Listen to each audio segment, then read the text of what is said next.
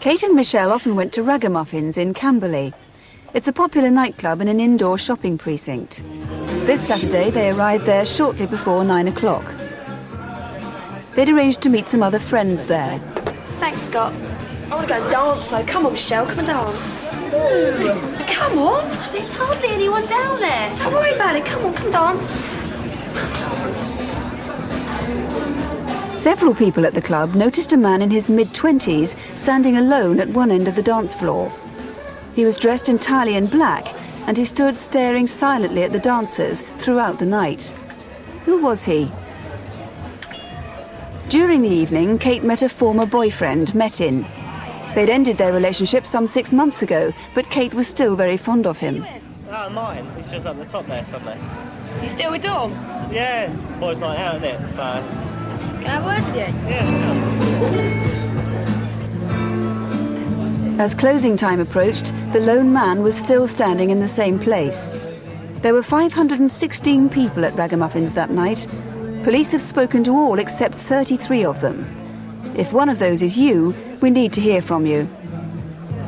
No one saw Kate leave the club. She probably went when the music finished around 2 o'clock.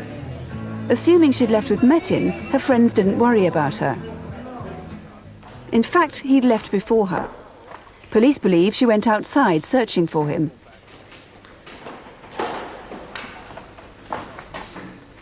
A few streets away from the club, a witness was waiting up for his son. The van was a blue Transit Ford van. He had short-cropped brown hair, was aged between 20 and 24, and had a moustache. He was clearly lost.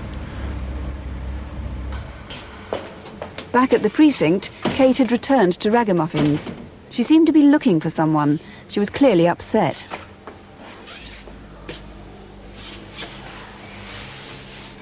Someone's sitting in front of the nightclub door. Kevin, could you get a move for us, please?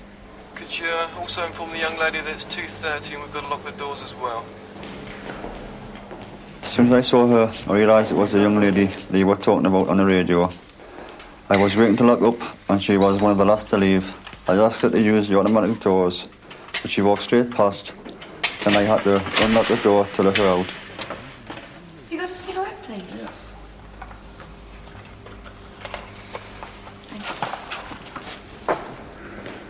I saw her walk 2 or 3 yards outside the doors and stop. She just stood there, and after I locked up, I remember logging down the time. It was 2:30.